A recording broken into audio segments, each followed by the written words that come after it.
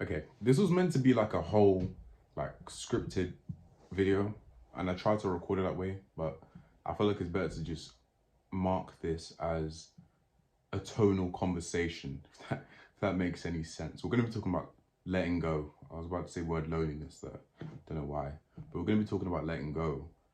And the reason we're going to be talking about it is because been having trouble with this. I mean, especially for about 6 months ish. I mean, lie, not 6 months, probably less than that. I'd say about three. Um, Letting go has really become a thing. There's a lot of big changes that are going to be happening in my life that I can actually foresee. Like, usually when you get a lot of changes happening, it's like, oh, I never knew this was going to happen. It went from A to B, then it jumped all the way to J. But like, I can actually see these ones. And that's good in some senses because I can be more mentally prepared. I can plan a bit better. But it's bad in the sense that seeing the changes makes me also see the other side where I'm seeing I'm gonna have to let go of this lifestyle, this way of living, this way of behaving, these people, this place, home. You know, they say home is where the heart is, and clearly things from the heart are gonna be going soon without being too specific. So here we are. We're gonna be talking about letting things go. Again, I don't know how to approach it. I've really struggled with letting things go from young, and it's worked to my benefit and to my detriment. On the beneficial side, it's like if something like, especially I'd say in anything competitive, if someone one-ups me, I don't forget about it.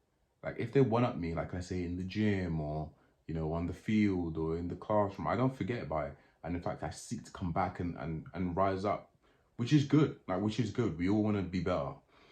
But at the same time, it can be bad when you can't let go of things you're meant to let go of. From personal experience, letting go of letting go of girls and letting go of friends and all of that bad company, it can be tough. Like it can be extremely tough.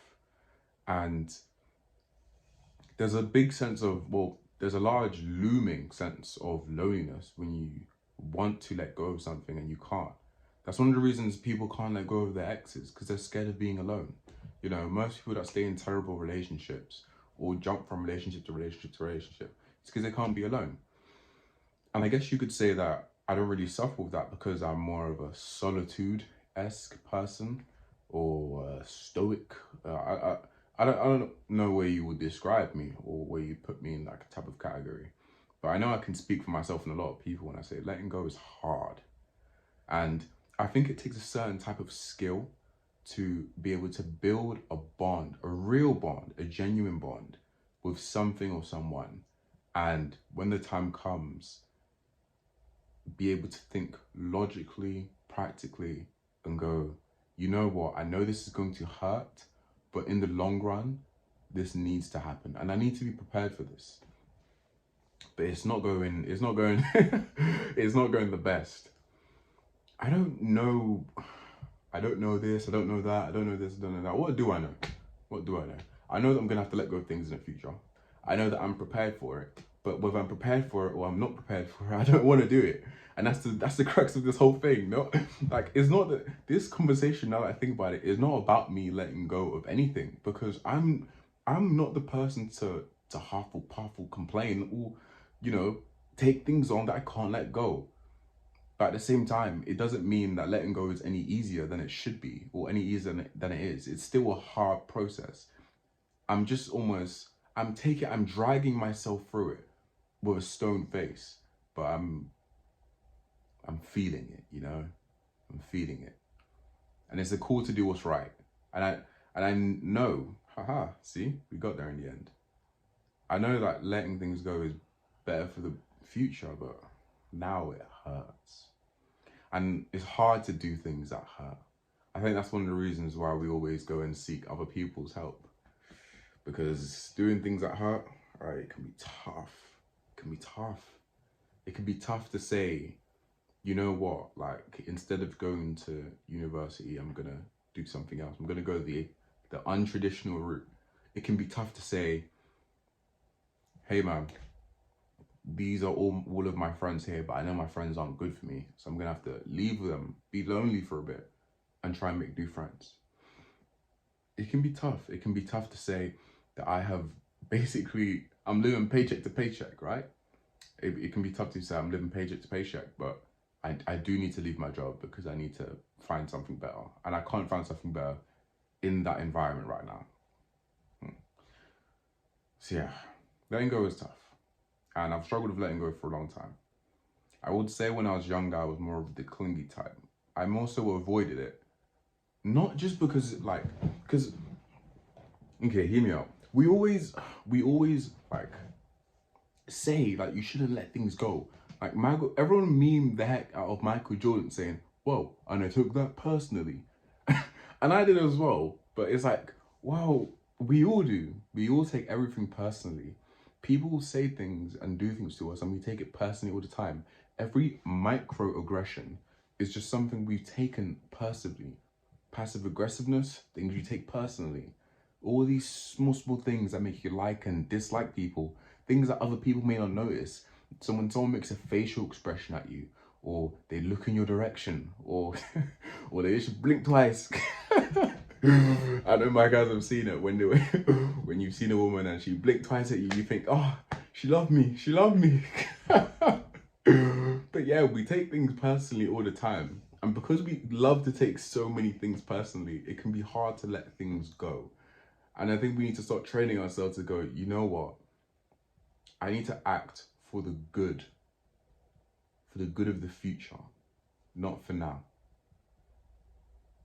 Because that's what it means to grow up. When I was younger, this stuff was great. It was fine. It was hilarious. But now it's not. Now we need to grow up. Now when I see something wrong, I cannot stay silent. Now when I see that my friends are doing something wrong, I say, you know what? If this isn't for me, this isn't for me. Now if I'm in somewhere that maybe I'm comfortable right now, maybe I look and I see there is a future there. It's a good future, but it's not my future. Because not every good future is your future. Sometimes you need to trade what's good now for what can be great in the future. I mixed a lot of futures in there. Future's a good rapper. She belongs to the streets. That was weird. I'm gonna cut that out. I think as a last point, I'd like to say, talk about like, okay, let me set up for this one. When I was younger, I used to watch this guy called Simon Sinek. He's a motivational speaker. One of the things he said was really cool. He said this. So he'd go to events, and actually he'd go to these like big events where people would watch him talk, or think of it like a concert, you know, for like Drake or Vert or something like that. And instead of going from backstage to on stage, he'd go through the crowd. And watch people just start tearing apart him. Like, imagine if Drake walked unguarded without his security through his fans to get on stage. He would have no clothes on by the time he got on stage, the way they'd be ripping at him. You know, he'd have scratches on his face. So he said he'd walk through that and it'd be humbling to him. It'd be humbling. Correct me, my knowledge is, this was a couple of years ago that I heard this. So he said it'll be humbling towards him. Now then, he said, they're asking, why would you do this? Why would you do this? So we gave it another example. He said, you know, at the time, when he'd stay in the hotel to go on stage, they'd have things like, you know, this is the cup for the producer, these are the cups for the dancers, and this is the cup for Drake, in essentially the example. Now, the producers and the dancers would get a styrofoam cup, but Drake would get a special cup. He would get like a flask, because he's Drake, right? No. He'd take the styrofoam cup. Why would he take the styrofoam cup? Because the styrofoam cup was meant for everyone. But the flask was meant for the person in Drake's position, the leader. So his ability to let go of that flask and take up his styrofoam cup and drink from it and go, you know what, that's not so bad.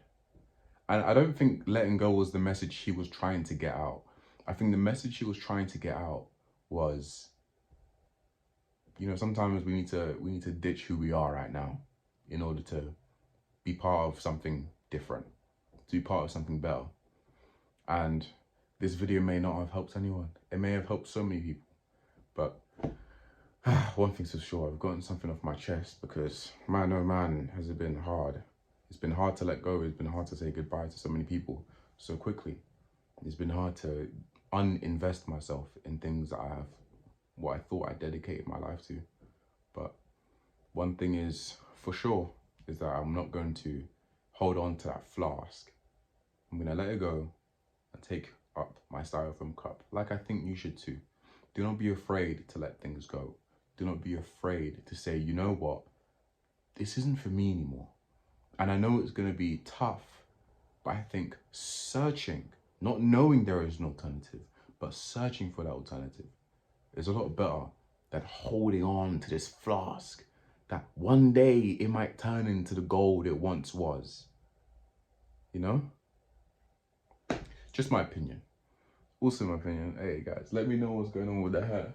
I did it myself. I did the old retwist myself. So you know, have mercy. And you know, got the hairline. I've never been a fan, right? Okay. I did it my own, but my hairline's still looking good after all these years. I've never been a fan of like the spray-on hairlines. They've never really been my thing. I'm more of the natural. If your hairline's going back there, let it go back there. It's fine. Like it's better than them spraying it on and then later on people discover your hairline's back here and you sprayed it on up here, you know? So I'm all for that. That and the beard. The beard's starting to come through a little bit more. But see you guys later.